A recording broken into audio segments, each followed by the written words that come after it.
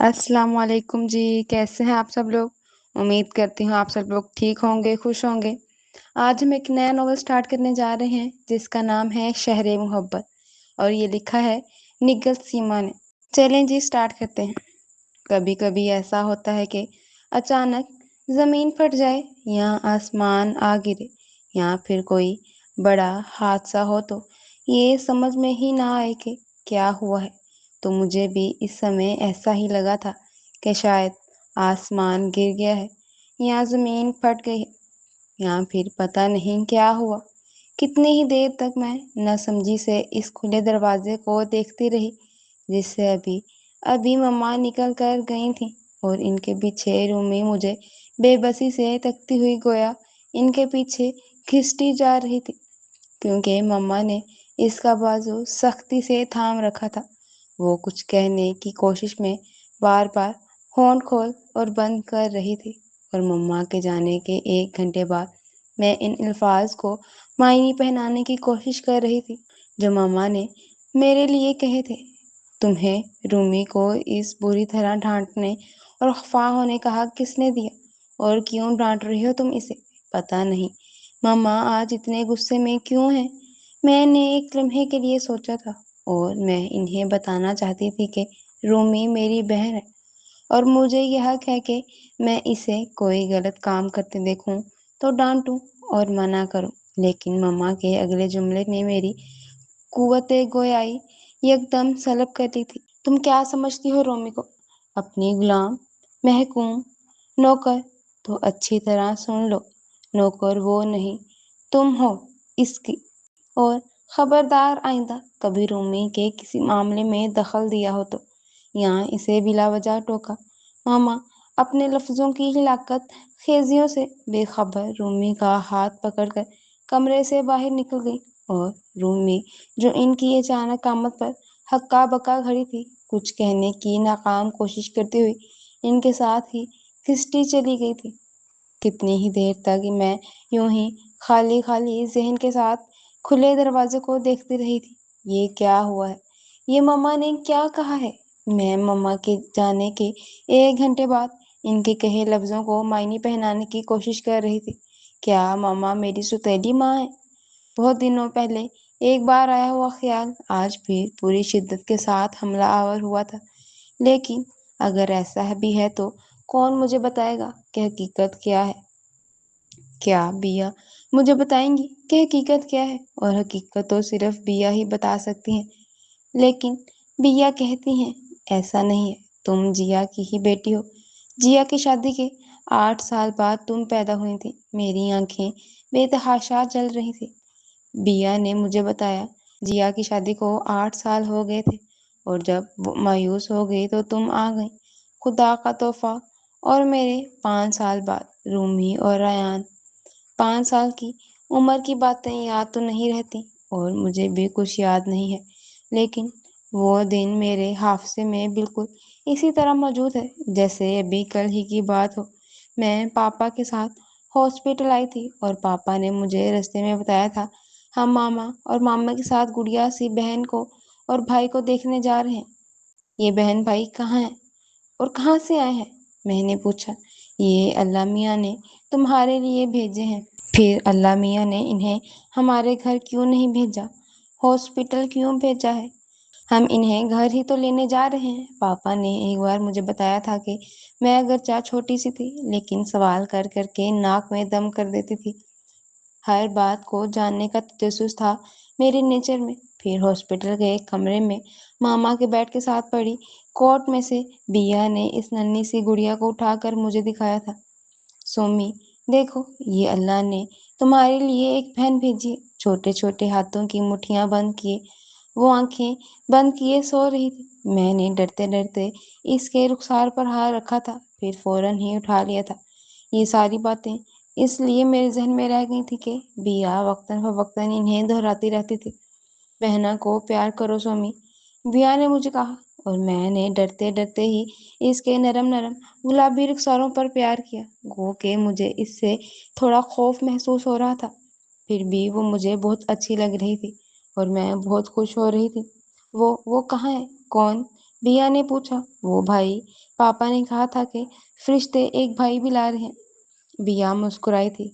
اس کی طبیعت خراب ہے، اس لیے اسے آکسیجن باکس میں رکھا ہوا ہے۔ اور پھر پاپا نے مجھے شیشے میں اسے دکھایا تھا، وہ بہت کمزور اور چھوٹا سا تھا۔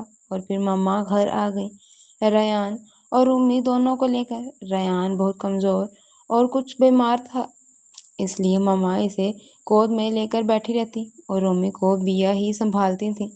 میرا صبح اسکول جانے کو جی نہیں چاہتا تھا، منہ بسوڑتی ہوئی اسکول جاتی تھی اور آتے ہی بیگ پھینک کر بیا کے کمرے کی طرف بھاگتی۔ رومی کبھی سوئی ہوئی ہوتی، کبھی جاگ رہی ہوتی، میں اسے خوب پیار کرتی۔ رومی کو زیادہ تر بیا ہی سنبھالتی تھی۔ بیا ماما کی بڑی بہن اور چچا زاد بہن تھی۔ اس بڑے سے گھر کے دو پورشن تھے۔ ایک پورشن میں پپا اپنے والدین کے ساتھ رہتے تھے اور اپنے ماں باپ کے اکلوتے بیٹے تھے۔ دوسرے پورشن میں ان کے چچا رہتے تھے، جن کی دو بیٹیاں اور ایک بیٹا۔ بڑی رابعہ، جنہیں ماما نے بچپن میں بیا کہہ کر بلایا تو سبھی انہیں بیا کہہ کر بلانے لگے۔ اور دوسری وجیہ حسن کی شادی پپا سے ہوئی تھی، اور جو بیا سے 7 سال چھوٹی تھی۔ بیا شادی کے چند ماہ بعد ہی بیوہ ہو کر واپس اسی گھر آ گئی تھی۔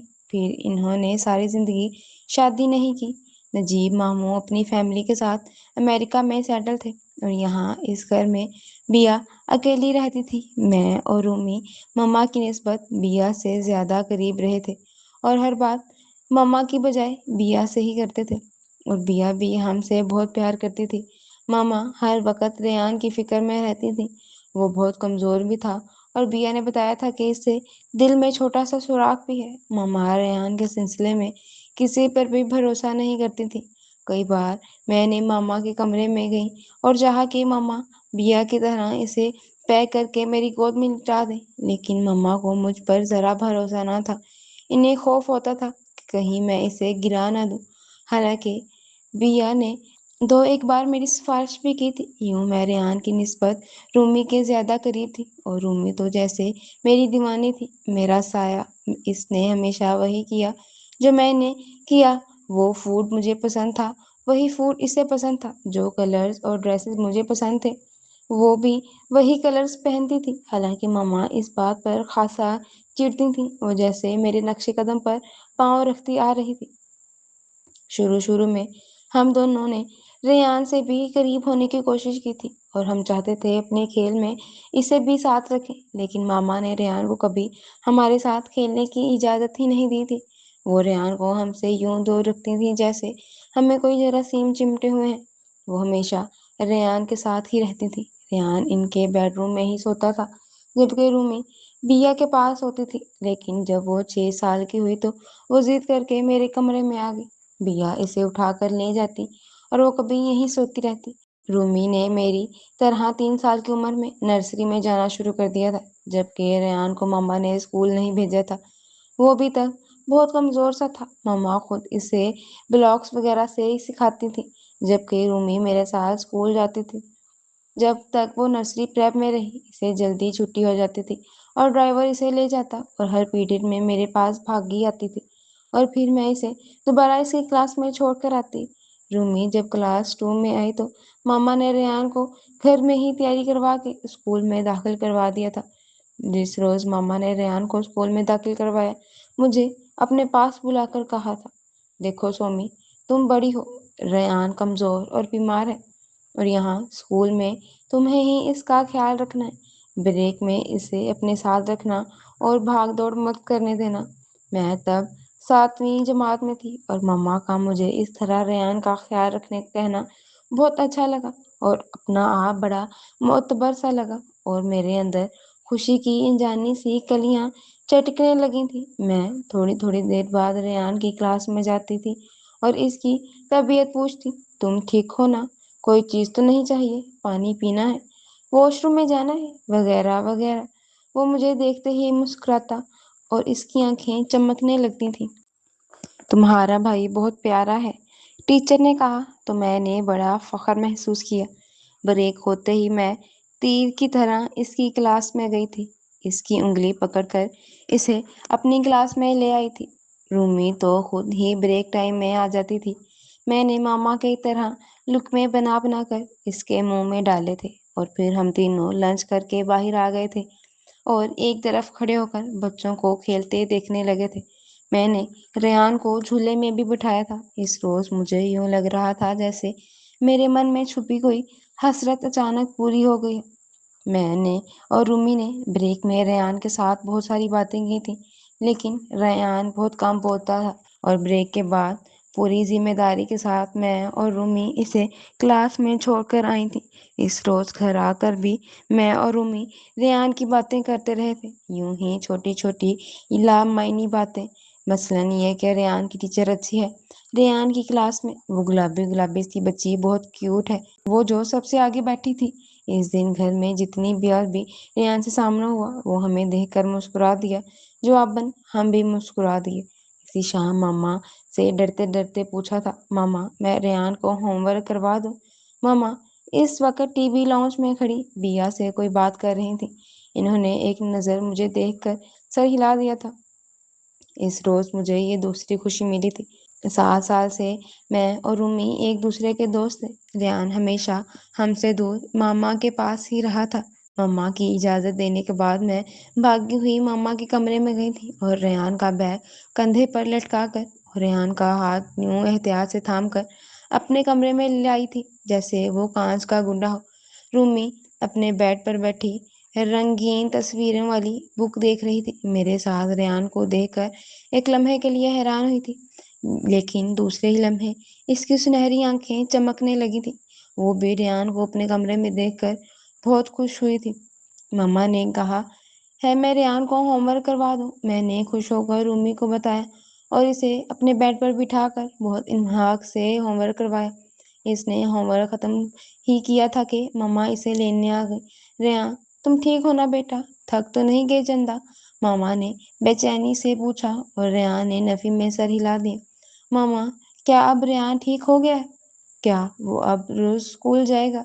रूमी ने पूछा था और मम्मा सिर हिलाकर चली गई थी। इस रात मैंने बड़े खूबसूरत ख्वाब देखे थे।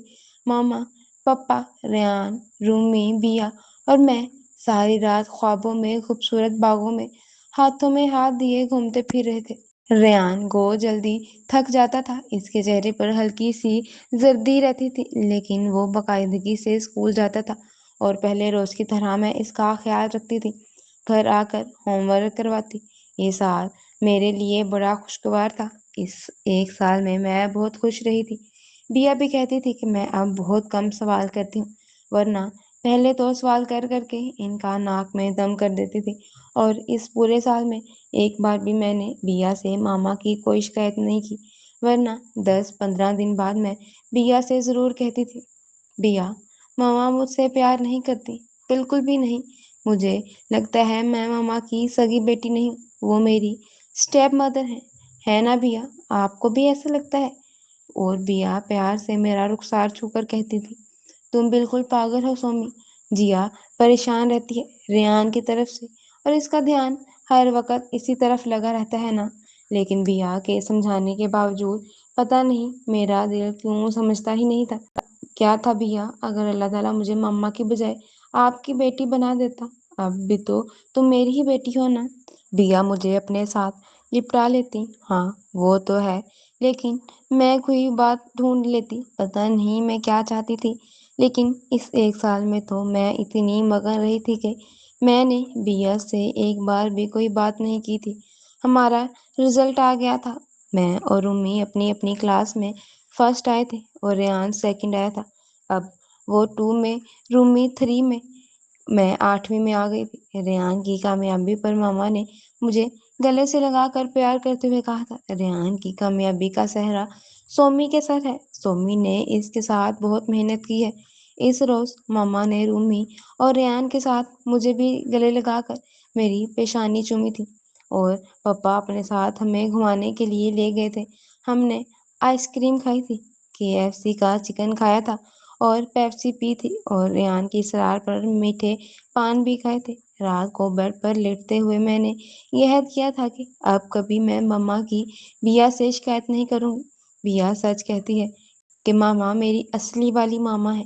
بس ریان اور رومی چھوٹے ہیں نا، اس لیے مما ان سے زیادہ پیار کرتی ہیں۔ مما نے مجھے کبھی مارا نہیں تھا، ڈانٹا نہیں تھا۔ میرے اور رومی کے ڈریسز ایک ہی شاپ سے آتے تھے، ہم ایک ہی اسکول میں پڑھتے تھے، گھر میں بھی کوئی ایسا امتیازی سلوک نہیں کیا جاتا تھا۔ پھر بھی نہ جانے کیوں میرے ذہن میں یہ بات بیٹھ گئی تھی کہ مما مجھ سے اتنا اور اس طرح پیار نہیں کرتی جس طرح اور جتنا وہ رومی اور ریان سے کرتی ہیں۔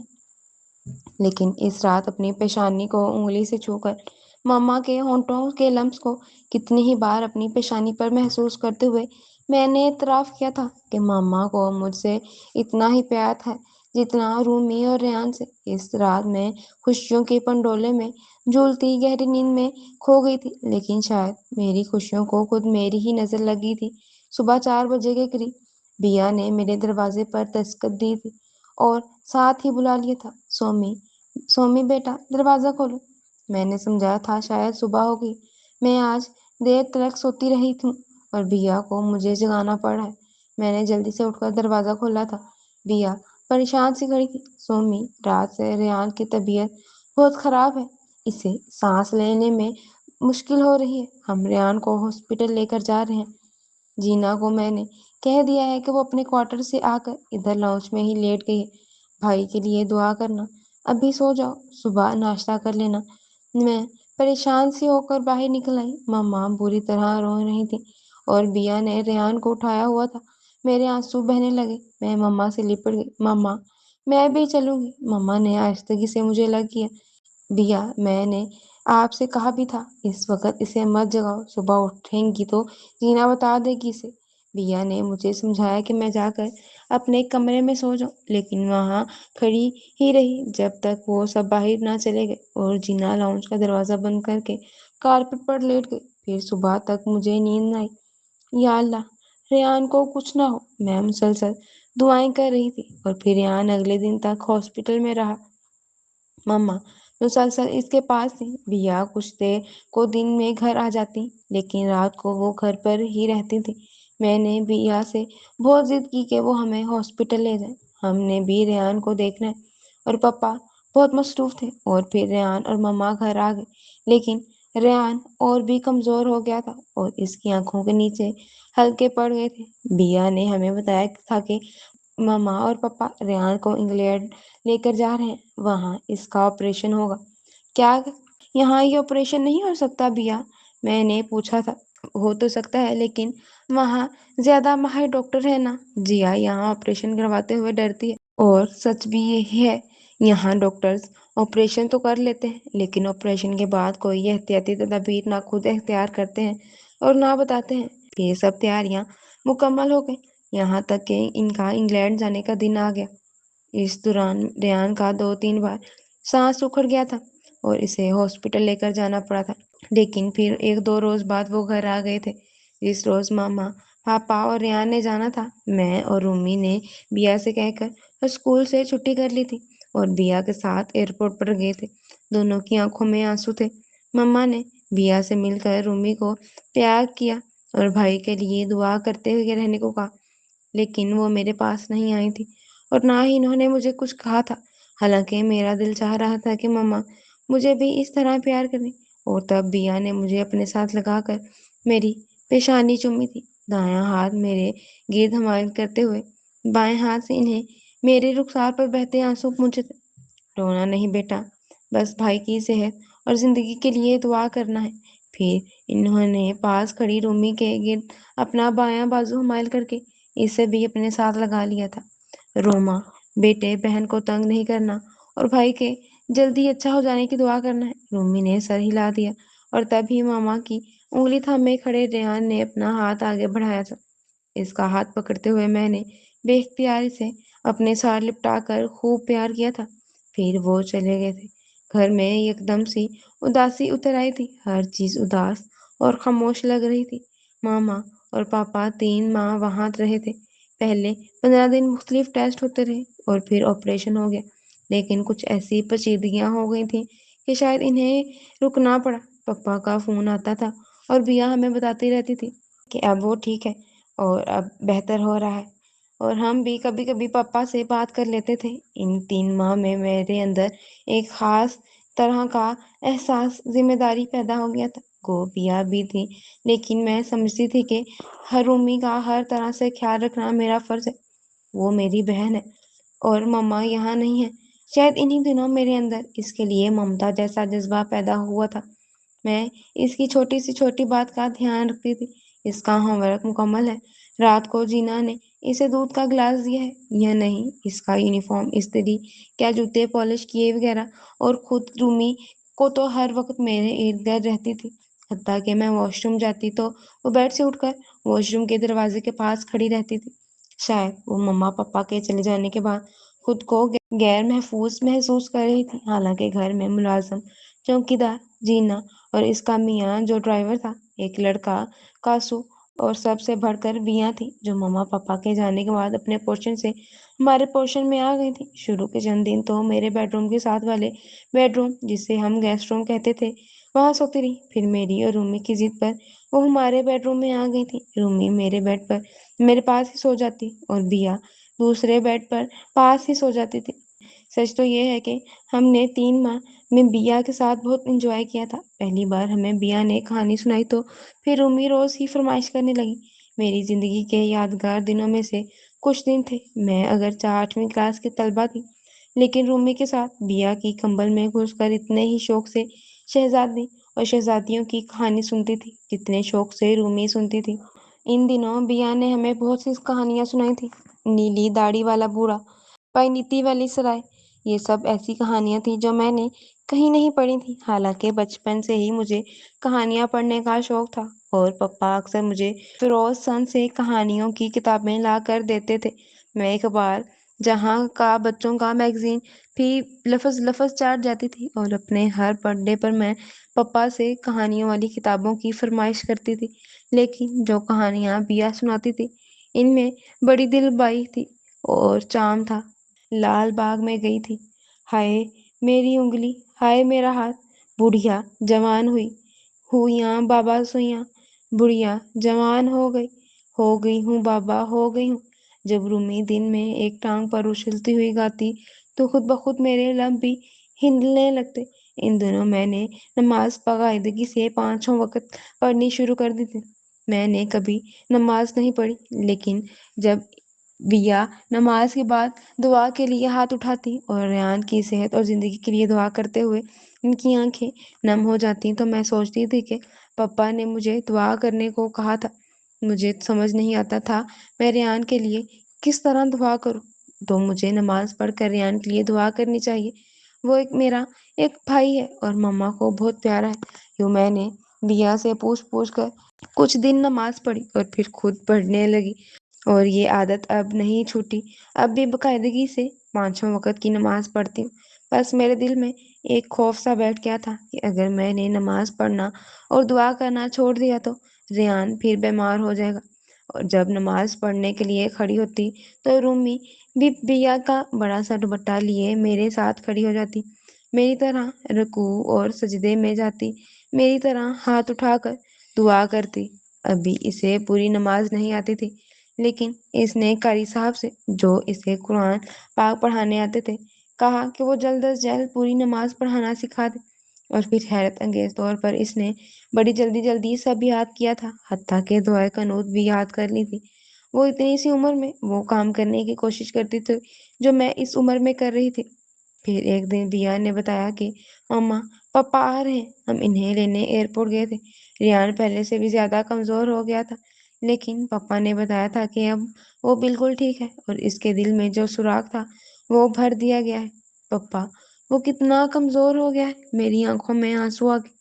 ہاں، لیکن اب آہستہ آہستہ اس کی صحت ٹھیک ہو رہی ہے، پپا نے مجھے تسلی دی۔ گویا ریان کی بیماری دور ہو گئی تھی، لیکن شاید کمزوری یا احتیاط کے خیال سے مما نے اسے اسکول بھی نہیں بھیجا تھا۔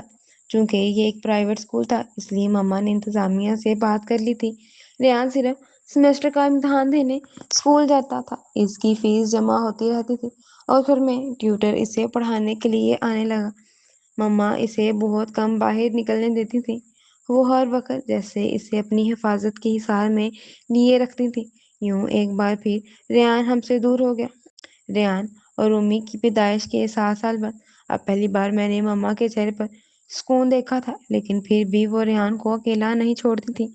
ہولے ہولے ریان کے رخساروں پر سرخی آنے لگی تھی، اس کا جسم بھی بھرنے لگا تھا اور وہ بے حد خوبصورت ہو گیا تھا اور ایکٹیو بھی۔ جب میں میٹرک کا امتحان دے کر رزلٹ کا انتظار کر رہی تھی اور ریان رومی 5ویں جماعت میں آ گئی تھی، تو مما نے ایک بار پھر ریان کو اسکول بھیجنا شروع کر دیا تھا اور رومی سے 1 سال پیچھے تھا، 4th کلاس میں۔ ان دنوں میں کئی بار محسوس کیا تھا کہ مما کا رویہ میرے ساتھ روکھا اور اجنبی سا ہے۔ اب ریان کی طرف سے مطمئن ہونے کے بعد وہ رومی کی طرف توجہ دینے لگی تھی۔ انہوں نے رومی کی طرح کبھی کسی معاملے میں میری رہنمائی نہیں کی تھی۔ اگر بیا نہ ہوتی تو یہ بیا ہی تھی کہ جب جب مجھے رہنمائی کی ضرورت ہوتی انہوں نے مجھے گائیڈ کیا تھا۔ 8 سال مما سب سے کٹ کر رہی تھی، حالانکہ رومی اور ریان کی پیدائش سے پہلے وہ بہت سوشل ہوا کرتی تھی۔ کلب، پارٹیاں اور جم، وہ زندگی کو پورا انجوائے کرنے کی قائل تھی، لیکن یہ ریان تھا جس نے ہر ایکٹیویٹی سے انہیں دور کر دیا تھا۔ لیکن اب ایک بار پھر وہ اتنی سوشل ہو گئی تھی، باقاعدگی سے جم کھانے جانے لگی تھی۔ انہوں نے 2-3 NGOs بھی جوائن کر لی تھی۔ اپنے طبقے کی خواتین کے ساتھ مل کر انہوں نے اپنے ایریے میں ایک لیڈی کلب بھی بنیاد رکھ لی تھی۔ پپا کو ان کی کسی سرگرمی پر کوئی اعتراض نہیں تھا، وہ خود بھی بے حد مصروف رہتے تھے۔ جب میں کالج میں ایڈمیشن لیا تو مما نے اچانک ایک دن ناشتے کی ٹیبل پر کہا کہ رومی کے لیے الگ روم ہونا چاہیے۔ پپا نے سوالیہ نظروں سے انہیں دیکھا تھا۔ کیا ضرورت ہے؟ دونوں بہنیں ایک ہی کمرے میں ٹھیک ہیں۔ یہ غلط بات ہے فصیح صاحب، آپ نہیں دیکھتے رومی ہر بات میں سومی کی نقل کرتی ہے، تو ان میں کیا حرج ہے؟ اس کی اپنی ایک الگ شخصیت ہے، اپنی انفرادیت ہے۔ مما پپا سے بحث کر رہی تھی جب میں ناشتہ کر کے اٹھ کھڑی ہوئی۔ مجھے کالج سے دیر ہو رہی تھی۔ آج رومی اور ریان کے اسکول میں سے چھٹی تھی۔ ان کو ہفتہ وار کی چھٹی ہوتی تھی، جبکہ مجھے کالج جانا تھا۔ وہ دونوں ابھی سو رہے تھے۔ میں پپا کو خدا حافظ کہہ کر چلی گئی تھی، لیکن کالج میں بھی میرا ذہن الجھ رہا تھا۔ میں مسلسل رومی کے متعلق سوچتی رہتی تھی۔ وہ تو بہت ڈرپوک تھی، لیکن رات کو اکیلے کیسے سوئے گی؟ اب بھی اکثر آدھی رات کو اٹھ کر میرے بیڈ پر آ جاتی ہے۔ سومی، مجھے ڈر لگ رہا ہے، میں تمہارے پاس آ جاؤں؟ اس روز میڈم زبیری نے مجھے پہلی بار ڈانٹا تھا۔ پتہ نہیں انہوں نے کیا پوچھا تھا، لیکن میں تو اپنے دھیان میں تھی۔ گھر آئی تو رومی منہ بسورے میرے بیڈ پر بیٹھی تھی۔ سومی، مما مجھے الگ روم دے رہی ہیں۔ مجھے دیکھتے ہی وہ بیڈ پر اچھل کر اتر آئی۔ اچھا ہے اپنی پسند سے ڈیکوریٹ کرنا۔ میں ہنس دی۔ نہیں سومی، مجھے الگ بیڈ روم نہیں چاہیے۔ وہ منہ بسورنے لگی۔ میں نے اسے اپنے 5 سال پہلے چھوٹی بہن کو دیکھا تھا، جو اس وقت 10.5 سال کی تھی، اور میں بھی 16ویں سال میں قدم رکھ چکی تھی، لیکن مجھے لگتا تھا جیسے میں اس سے بہت بڑی ہوں اور وہ ننھی سی بچی ہے۔ لیکن رومی، مما چاہتی ہیں اور ہمیں مما کی بات ماننی چاہیے، لیکن وہ ریان کیوں ابھی تک مما کے بیڈ روم میں سوتا ہے؟ وہ بیمار ہے نا، اس لیے میں نے اسے سمجھایا۔ لیکن اب کہاں بیمار ہے موٹو، ہٹا کٹا ہے۔ اب تو اسے غصہ آ رہا تھا، ورنہ اسے ریان سے بہت پیار تھا، اور اکثر اس بات کا اظہار کرتی تھی کہ مما ریان کو ہم سے کھیلنے اور ملنے کیوں نہیں دیتی۔ ریان ایک بار پھر ہم سے دور ہو گیا تھا، کم گو اور خاموش طبع۔ ہم دونوں کو ہی بہت اچھا لگتا تھا۔ رومی کے رونے دھونے کے باوجود مما نے میرے ساتھ والا گیسٹ روم اس کے لیے سیٹ کروا دیا تھا۔ بہت خوبصورت شوخ رنگ کے پردے، نیا کارپٹ، کمپیوٹر، ڈھیروں کھلونوں سے سجا شوکیس۔ رومی نے بیا سے بھی شکوہ کیا تھا۔ بیا مسکرا دی۔ یہ بچوں کے الگ بیڈ رومز بھی اسٹیٹس سمبل ہیں۔ جانو اور جیا تو ہمیشہ سے ہی اسٹیٹس کانشیس ہے۔ رومی تو بیا کی باتیں نہیں سمجھ سکی تھی، لیکن میں سمجھ گئی تھی۔ ماما کی سب فرینڈز کے ہاں بچوں کے الگ بیڈ رومز تھے، اور شاید مما بھی چاہتی تھی کہ ان کے بچے بھی ایسے ہی رہیں جیسے ان کے طبقے کے دوسرے لوگوں کے بچے رہتے ہیں، اور شاید اپنے بیڈ کے ساتھ والا بیڈ روم ریان کے لیے سیٹ کر دیا تھا۔ ریان کے بیڈ روم میں بھی رومی کے بیڈ روم کی طرح مما نے بہت سی سیٹنگ اپنی پسند سے کی تھی۔ جب پہلے روز رومی اپنے کمرے میں سونے کے لیے گئی تھی تو مجھ سے لپٹ کر بہت روئی تھی، جیسے کہیں دور جا رہی ہو، اور مجھے بھی اس پر ترس آ گیا تھا۔ بہت دیر بعد نیند آئی تھی، پڑھنے کو بھی دل نہ لگ رہا تھا۔ بار بار یہی خیال آتا تھا کہ اگر رومی رات کو ڈر گئی تو پتہ نہیں رات کا کون سا پہر تھا۔ شاید 2 بجے تھے جب دستک سے میری آنکھ کھل گئی اور ساتھ رومی کی محبم سی آواز آئی، سومی یہ میں ہوں، پلیز دروازہ کھولو۔ اور میں نے تقریباً بیڈ سے چھلانگ لگا کر دروازہ کھولا تھا۔ باہر رومی کھڑی تھی، ہولے ہولے کانپتی ہوئی۔ سومی مجھے ڈر لگ رہا ہے، میں یہاں سو جاؤں تمہارے پاس؟ اور میں اسے اندر لے آئی تھی، اور اس کے بعد بھی اب تک وہ یوں ہی کرتی تھی۔ اکثر رات کو ماما کے سونے کے بعد میرے کمرے میں آ جاتی، حالانکہ اب وہ خود کالج کی طالبہ ہے۔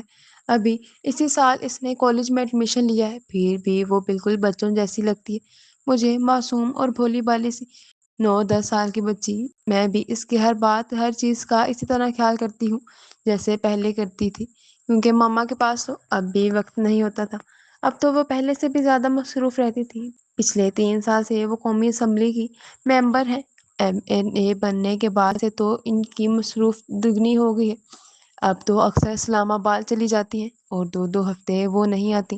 اسمبلی کے اجلاس ہوتے رہتے ہیں۔ یہ اجلاس کیوں ہوتے ہیں؟ ایک بار حسان نے کہا، یہ اسمبلیاں یہ اجلاس کرتے کراتے تو کچھ نہیں ہے، ملک انہی مسائل سے دوچار ہے جن سے 50 سال پہلے تھا، بلکہ اب تو کرپشن اور بھی بڑھ گئی ہے۔ اب یہ سہیلیاں کچھ کریں یا نہ کریں، اجلاس تو ہوتے ہی رہتے ہیں، اور ماما کو بھی اس دوران اسلام آباد رہنا پڑتا ہے۔ اور مما کے اس طرح اسلام آباد جانے کا سب کو ہی فرق پڑا تھا، اور پپا جو پہلے 6-7 بجے تک گھر آ جاتے تھے اب لیٹ آتے تھے۔ میں، رومی اور بیا تنہائی محسوس کرتے ہیں، لیکن سب سے زیادہ فرق ریان کو پڑا ہے۔ وہ ماما کی مصروف زندگی کی وجہ سے بہت اکیلا اور تنہا ہو گیا۔ ہم سے تو کبھی وہ بے تکلف نہیں رہا، سوائے ایک سال کے لیے، لیکن ماما جو ہر وقت اپنے پروں کے نیچے دبائے رکھتی تھیں، اب بھی بے تحاشا مصروفیات اور اسلام آباد آنے جانے کی وجہ سے اس پر زیادہ توجہ نہیں دے سکتی۔ نتیجن وہ اکیلا ہو گیا تھا، بلکہ وہ بہت پہلے ہی اکیلا ہو گیا تھا جب ماما ابھی MNA بھی نہیں بنی تھی۔ جب بھی ان کا شیڈول اس طرح کا بن گیا تھا کہ مما کے ساتھ باتیں شیئر کرنے کا بہت کم بلکہ وقت ہی نہ ملتا تھا۔ 7ویں جماعت سے ہی اسکول میں O لیول کرنے والے بچوں کی تیاری شروع ہو جاتی تھی، اور مما چاہتی تھیں کہ وہ A لیول کر کے باہر پڑھنے کے لیے جائے۔ اسکول سے آ کر کھانا کھا کر وہ گھنٹہ بھر آرام کرتا، پھر اس کا ٹیوٹر آ جاتا تھا جو آرٹس کی تیاری کرواتا، وہاں سے تقریباً 7 بجے آتا۔ اس وقت مما گھر پر نہ ہوتی، جم یا کسی NGO کی میٹنگ میں شرکت کے لیے گئی ہوتی۔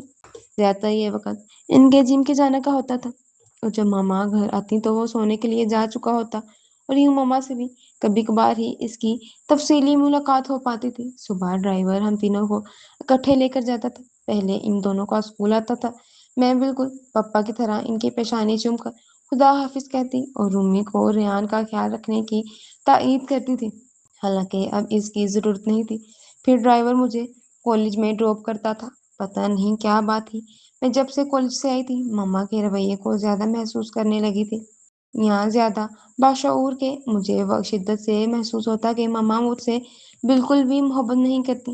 ناشتے کی ٹیبل پر، کھانے کی میز پر، یہاں ٹی وی لاؤنج میں ان کے ساتھ بیٹھے ہوئے میں نے بارہا محسوس کیا تھا کہ ماما کی جو نظریں رومی اور ریان کی طرف اٹھتی ہیں ان میں ممتا اور محبت کے رنگ ہوتے ہیں، اور جب وہ میری طرف دیکھتی ہیں تو مجھے لگتا تھا جیسے ان کا چہرہ بالکل سپاٹ ہو اور نظریں ہر احساس سے بالکل خالی۔ بلکہ کبھی کبھی تو مجھے ان کی نظروں میں بڑی سنجیدگی اور سرد مہری محسوس ہوتی تھی۔ پتہ نہیں ایسا کیوں تھا، میں ایسا کیوں سوچتی تھی۔ ایک بار پھر میں بچپن کی طرح سوچنے لگی تھی کہ شاید میں مما کی سوتیلی بیٹی ہوں۔ تب ایک روز جب میں بیا کے گھٹنے پر سر رکھے لیٹی تھی اور رومی مما کے ساتھ شاپنگ کے لیے گئی ہوئی تھی، وہ جانا نہ چاہتی تھی اور اس نے 2-3 بار کہا کہ ماما سومی کو ساتھ لے چلیں، لیکن ماما نے انکار کر دیا تھا۔ برتھ ڈے تمہاری اور ریان کی ہے، سومی کی نہیں، اور تمہارے لیے شاپنگ کرنا ہے۔ لیکن ماما ہماری برتھ ڈے پر سومی کو بھی نیا ڈریس پہننا ہوگا۔ رومی کبھی کبھی ماما سے بحث کرنے لگتی تو ماما نے بھویں اچکا کر مجھے دیکھا تھا، مجھے سومی کا ماپ معلوم ہے اور تم ہر سال بڑھ رہی ہو، اور پھر بیا کی طبیعت ٹھیک نہیں ہے، سومی ان کے پاس رہے گی۔ اور مما کے جانے کے بعد میں بیا کے پاس آ گئی تھی اور اب بیا کے گھٹنوں پر سر رکھے پوچھ رہی تھی، بیا کیا آپ کو یقین ہے میں ماما کی سگی بیٹی ہوں؟ اور بیا نے مجھے بچپن کی طرح یقین دلایا تھا کہ میں ماما کی سگی بیٹی ہوں، لیکن پتہ نہیں کیوں میں متذبذب تھی اور کھوج میں تھی۔ ایک روز میں نے ماما کی شادی کی البم پر ان کی شادی کی تاریخ دیکھی تھی، میری پیدائش سے 8 برس پہلے کی۔ بیا صحیح کہتی تھی، ان کی شادی کے 8 برس بعد پیدا ہوئی تھی۔ پھر کیا تھا ایسا کہ مجھے محسوس ہوتا تھا کہ میں وہ نہیں ہوں جو رومی ہے۔ شاید میں اتنی بڑی نہیں ہوئی ہوں کہ یوں رویوں کو صحیح طریقے سے جج کر سکوں۔ شاید ایسا ہی ہوتا کہ کسی بچے سے والدین کو زیادہ لگاؤ نہ ہوتا ہو، اور اس کے علاوہ تو کچھ ایسا نہیں تھا جو ثابت کرتا کہ میں پپا کی سگی بیٹی نہیں ہوں۔ میں بہترین کالج میں پڑھ رہی تھی، مجھے زندگی کی ہر سہولت میسر تھی۔ ایسا نہیں تھا کہ مما میرے لیے کسی گھٹیا شاپ سے یا کمتر بوتیک سے شاپنگ کرتی۔ میں نے خود کو سمجھا لیا تھا اور ماما کے رویے کو محسوس کرنا چھوڑ دیا تھا۔ پھر بھی کبھی کبھی ایسی بات ہو جاتی تھی کہ میرا دل بجھ جاتا، جیسے اندر کی ساری روشنیاں گل ہو گئی ہوں۔ جب رومی نے میٹرک کا امتحان پاس کیا تھا اور کالج میں ایڈمیشن لینا تھا تو ماما نے پوچھا تھا، رومی تم کون سے سبجیکٹ رکھ رہی ہو؟ وہی جو سومی کے ہیں۔ واٹ؟ ماما بلند آواز میں بولی تھی، پاگل ہو گئی ہو تم؟ یہ مشورہ تمہیں سومی بیوقوف نے دیا ہے۔ نو مما، میرا اپنا خیال ہے۔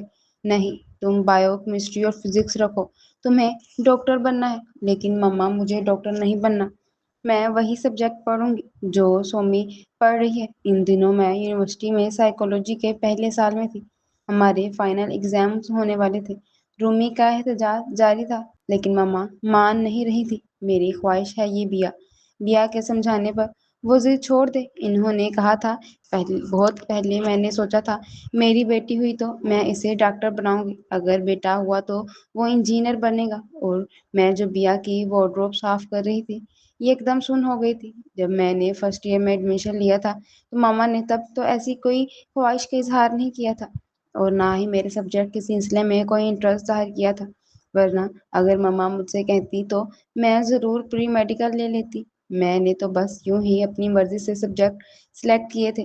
حالانکہ میری ٹیچر نے مجھے کہا تھا کہ میں نے اتنے اچھے نمبر لیے ہیں تو مجھے پری میڈیکل میں جانا چاہیے، لیکن چونکہ میری فرینڈ نائد نے سائیکالوجی اور انگلش رکھی تھی تو میں نے بھی یہی سبجیکٹ رکھ لیے تھے۔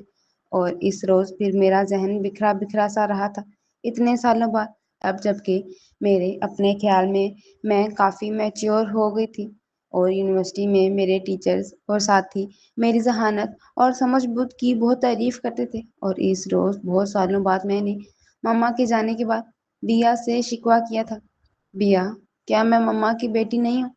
اور کیا مما مجھ سے نہیں کہہ سکتی تھی کہ میں ڈاکٹر بنوں؟ اور بیا کے پاس تو ہر سوال کا جواب موجود ہوتا تھا۔ جانو، جب تم نے کالج میں ایڈمیشن لیا تھا ان دنوں جیا پریشان تھی ریان کی وجہ سے۔ ریان کا کامیاب آپریشن ہو گیا تھا، وہ صحت مند بھی ہو رہا تھا، پھر بھی اس کا دھیان اس کی طرف لگا رہتا تھا اور میں نے بظاہر بیا کی ہر بات مان لی تھی کہ شاید ایسا ہی ہوگا اور رومی سے کہا تھا کہ وہ پری میڈیکل میں جائے، لیکن رومی نے صاف انکار کر دیا تھا، مجھے ڈاکٹر بننے کا شوق نہیں ہے۔ مما اگرچہ رومی سے کافی ناراض ہوئی تھی لیکن پپا نے رومی کا ساتھ دیا تھا، تم زبردستی کرو گی تو وہ کامیابی حاصل نہیں کر سکے گی اور اب ماشاءاللہ اپنی کلاس میں فرسٹ آتی ہے۔ مما انہی دنوں اسلام آباد چلی گئی تھی، ورنہ شاید وہ ضد کرتی یوں رومی بھی میری طرح سائیکالوجی اور فلسفی وغیرہ پڑھنے لگی تھی۔ اس کے بعد بھی شاید مما نے اس سلسلے میں کوئی بات نہیں کی تھی، دراصل ان کے پاس وقت ہی کہاں ہوتا تھا۔ اسلام آباد سے گھر آتی تو یہاں بھی پارٹیاں، ڈنر، لنچ، فلاں این جی او اور کلب، گھر میں تو کم ہی نظر آتی تھی۔ لیکن جب سے رومی کالج جانے لگی تھی اکثر گھر میں بھی کوئی ڈنر پارٹی ارینج کر لیتی تھی اور گھر میں ہونے والے فنکشنز میں ہم بھی شریک ہوتے تھے۔ کئی بار میرا جی چاہتا تھا میں ان فضول پارٹیوں میں نہ جاؤں لیکن محض رومی کی وجہ سے شامل ہو جاتی۔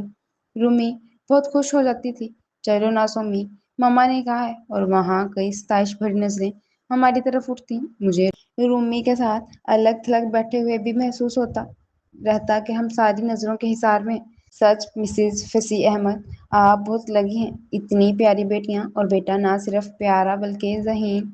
कोई कहता और फिर किसी की आवाज़ कानों में पड़ती। मैं तो कहती हूँ बेटा ख्वाह कैसा भी हो चल जाता है, लेकिन अल्लाह ताला बेटी दे तो खूबसूरत हो।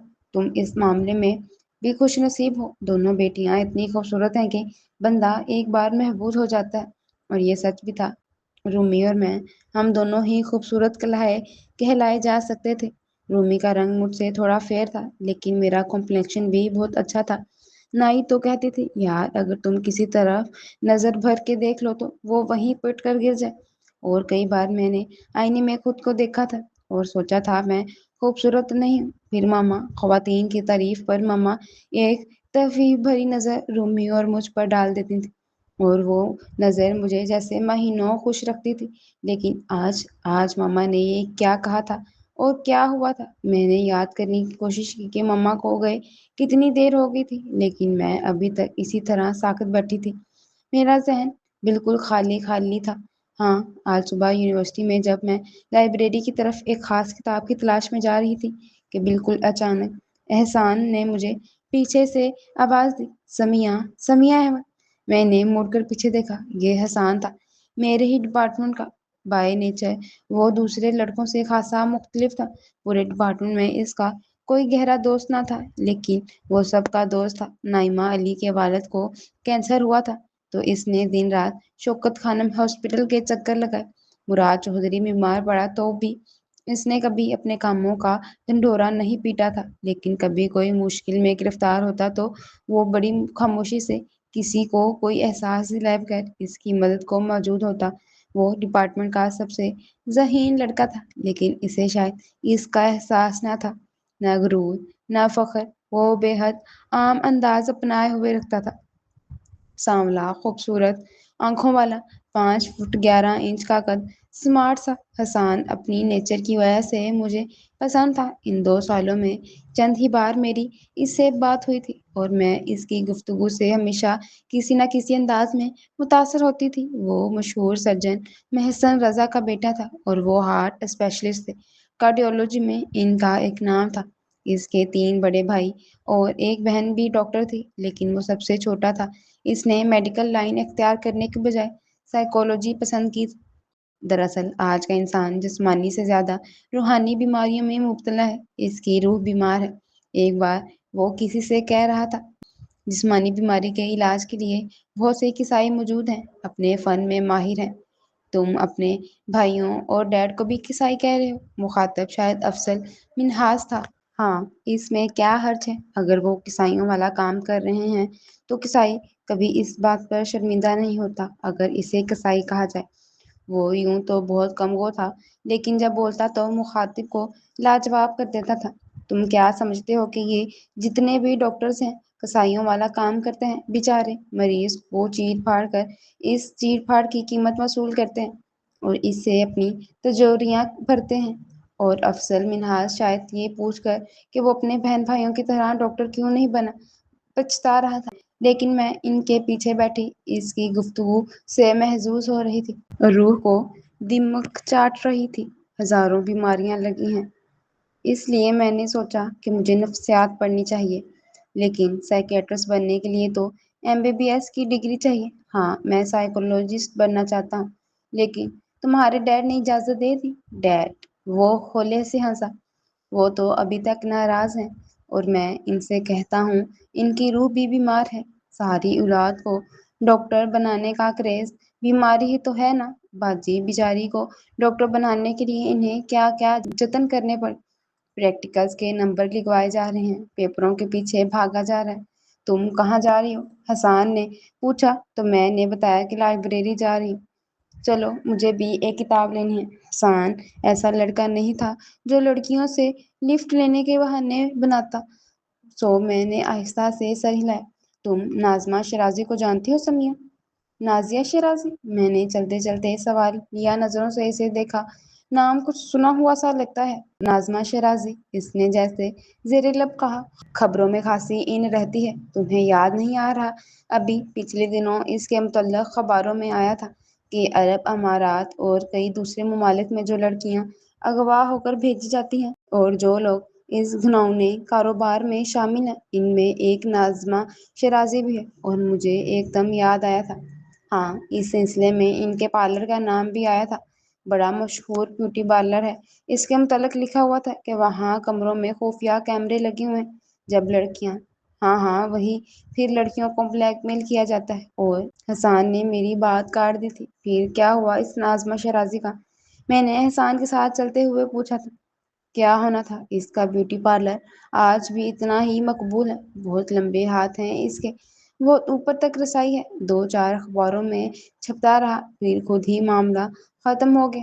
یہی نہیں بلکہ وہ جو بنگلہ دیشی لڑکیوں کی خرید و فروخت کا اسکینڈل مشہور ہوا تھا، اس میں بھی یہ ناظمہ شیرازی ملوث تھی۔ شروع میں اخباروں میں اس کا نام آیا، پھر غائب ہو گیا۔ اس سمے میں نے کسی قدر حیرت سے اسے دیکھا تھا۔ یہ حسان آخر مجھے ناظمہ شیرازی کے متعلق کیوں بتا رہا ہے، اور مجھے بھلا اس ناظمہ شیرازی سے کیا دلچسپی ہو سکتی ہے؟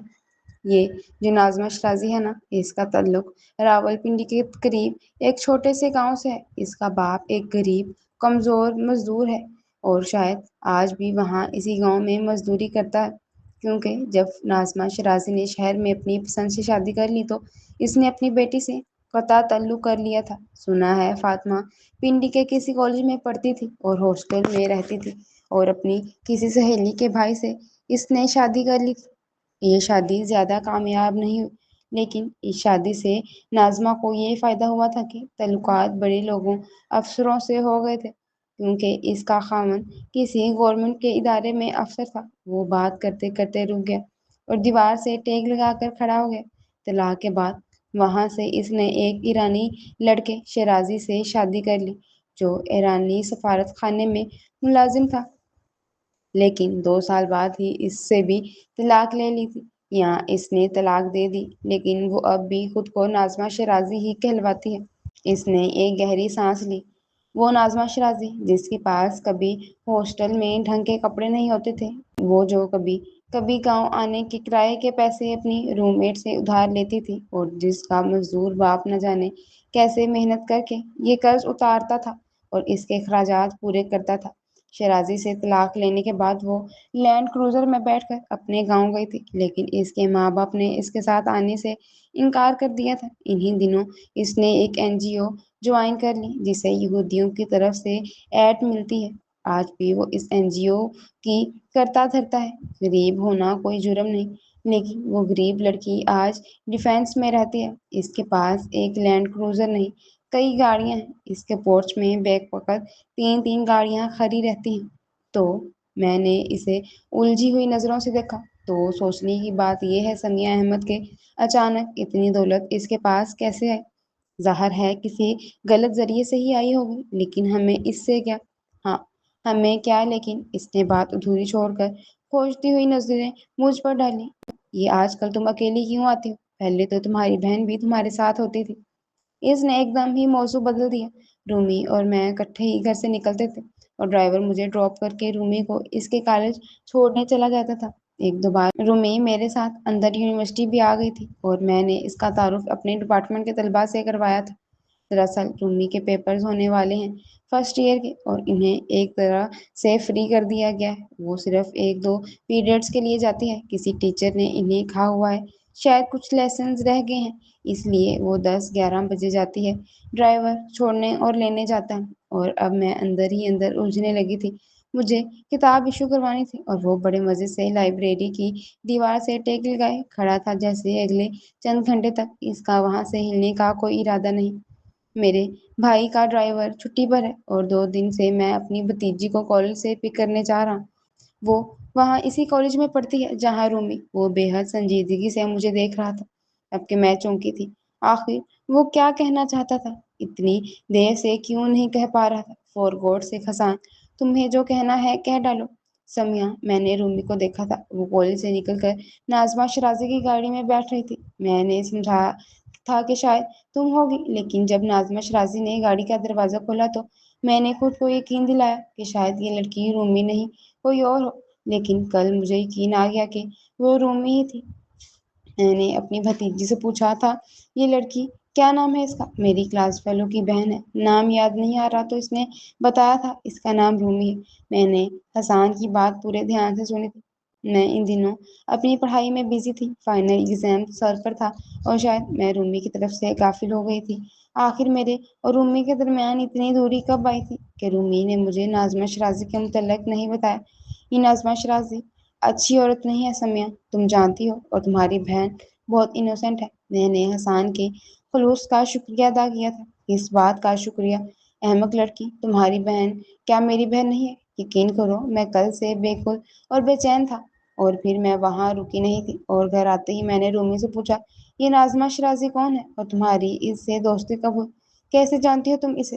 وہ اس وقت میرے ہی کمرے میں میرے ہی بیڈ پر کتابیں پھیلائی بیٹھی تھی۔ کون ناظمہ شرازی؟ وہ حیرانی سے مجھے دیکھ رہی تھی۔ شاید پہلی بار میں اسے اس طرح اونچی آواز میں بات کر رہی تھی۔ وہی جس کی گاڑی میں تم بیٹھ کر آئی ہو؟ وہ تو کرن کی کزن ہے۔ کرن میری کلاس فیلو ہے نا؟ پرسوں میں ڈرائیور کا انتظار کر رہی تھی، پھر کرن نے مجھے زبردستی بٹھا لیا، اور نازو اپی تو بہت اچھی ہیں، بہت کیوٹ سی، اور انہوں نے مجھے کہا تھا کل میں تمہیں ڈراپ کر دوں گی، ڈرائیور کو منع کر دینا، اور تم نے منع کر دیا؟ کیوں؟ اور تم کتنا جانتی ہو اس عورت کو کہ اعتبار کر کے اس کی گاڑی میں بیٹھ گئی؟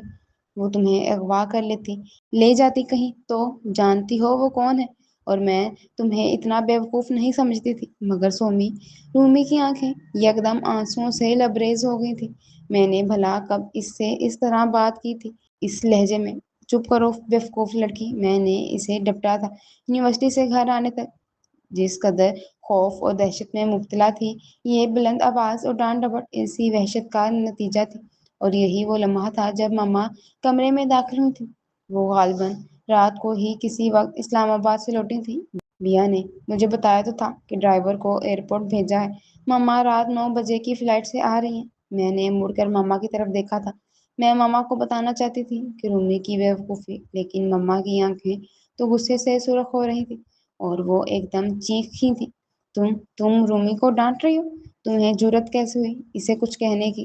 اور ماما رومی کو لے کر چلی گئی، اور میں ان کے جانے کے کتنی دیر بعد سوچ رہی تھی ماما نے اس طرح کیوں کہا۔ میں ماما کے الفاظ کو کتنے ہی معنی پہنائے اور پھر خود ہی رد کر دیے، اور بے بسی سے گھٹنوں پر سر رکھ کر رونے لگی۔ بیا ضرور جھوٹ بولتی ہے، میں ماما کی بیٹی ہرگز نہیں ہوں۔ ضرور ماما نے مجھے کسی سے لیا ہے، شاید میں بیا کی بیٹی ہوں اور بیا نے مجھے بہن کی گود میں ڈال دیا ہے۔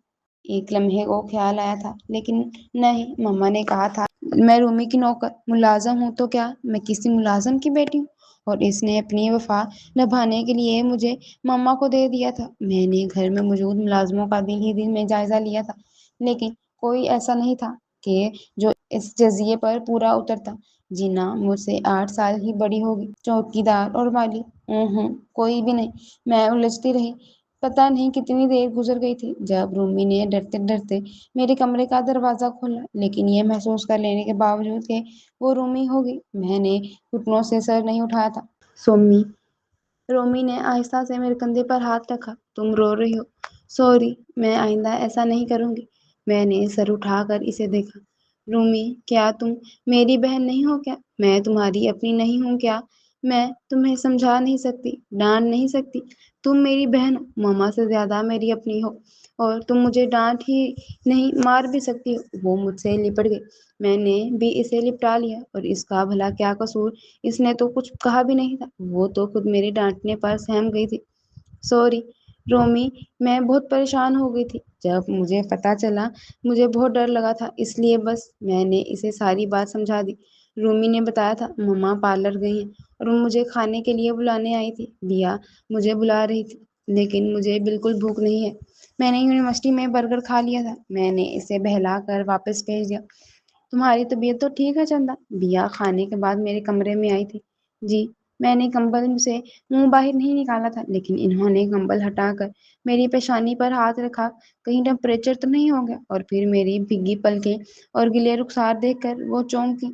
سومی، کیا ہوا بیٹا؟ جیا نے کچھ کہا؟ میں ایک دم اٹھ کر بیٹھ گئی۔ بیا، آپ مجھے سچ کیوں نہیں بتا دیتے؟ میں کون ہوں؟ اگر ماما کی بیٹی ہوں تو ماما نے یہ کیوں کہا؟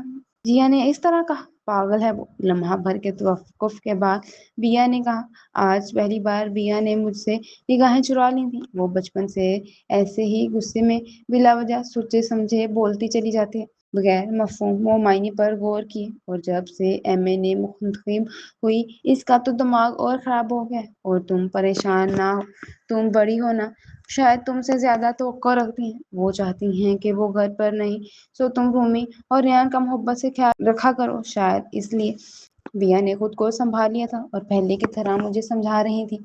लेकिन आज बिया की बातें मुझे मुतमईन नहीं कर रही थी।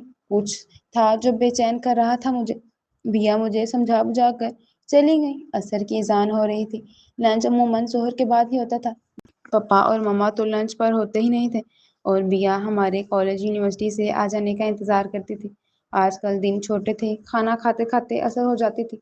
बिया के जाने के बाद भी मैं यूं ही कंबल ओढ़े सोई रही और उम्मी मुझे सोया समझकर बिया की तरफ चली गई थी। शायद ऐसा कम कम होता था कि हम सब अफराद इकट्ठे खाना खाते। जिस रोज ऐसा होता तो रूमी और मैं बहुत खुश होते थे। टेबल पर पापा की छोटी छोटी बातें और फिर खाने के बाद कुछ देर टीवी लॉन्च में बैठकर टीवी देखते हुए हालाते हजरा पर डिस्कस करना, ये सब मुझे बहुत अच्छा लगता था। इस वक्त हम एक मुकम्मल और पुरसुकून खुशहाल घराने का तासुर दे रहे थे, जैसे हर फर्द एक दूसरे का दोस्त हो और हर फर्द एक दूसरे से मोहब्बत करता। और ये गलत नहीं था। मम्मा की सर्द मोहरी और रेहान की कमगोई के होते हुए भी हम एक मोहब्बत की जंजीर में बंधे हुए थे। और ऐसी एक रात मैंने इस घर और माहौल को शहर मोहब्बत का नाम दिया था।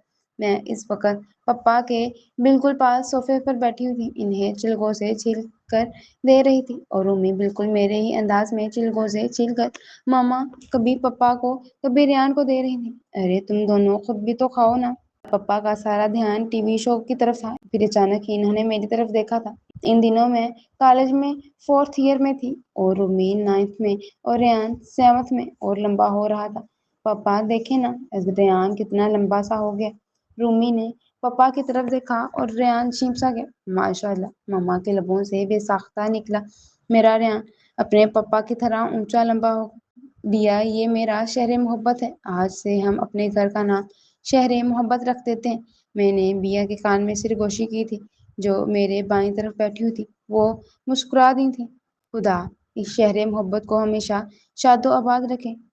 इन्हें भी शायद वो कहानी याद आ गई थी जो इन्होंने हमें बचपन में सुनाई थी। वो शहर जिसका राजा बहुत नेक और अच्छा था और जिसने अपने मुल्क को फूलों और इमारतों से सजाने की बजाय अपनी राया को खुशियों से माला माल कर दिया था और जो लोगों से मोहब्बत करता था। और जजिस ने कहा था, इसका मुल्क सबसे खूबसूरत है। वहाँ नफरत नहीं, मोहब्बत है। वहाँ भूख नहीं, गुर्बत नहीं, गम नहीं, दुख नहीं।